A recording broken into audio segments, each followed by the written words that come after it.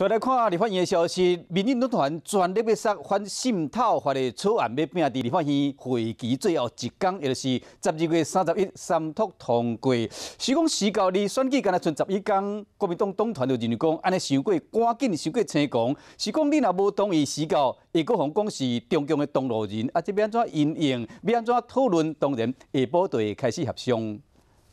3分钟不民主。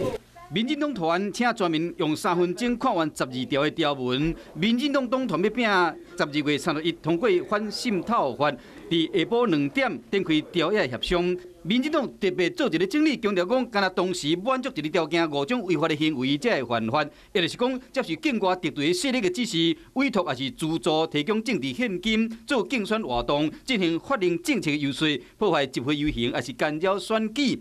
爱同时满足一个条件，甲其中一项违法的行为，才算是犯法。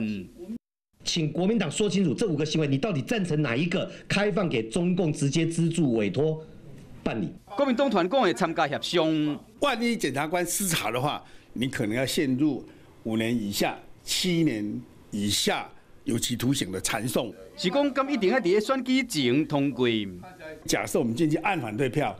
那可能他就会把我们打成我们是中共的同路人，我们是中共的代理人，所以怎么因应，我们要好好思考。民进党团总调郭建明伫面册顶面写讲，最后时刻已经到啊，希望在野党会使理性来协商。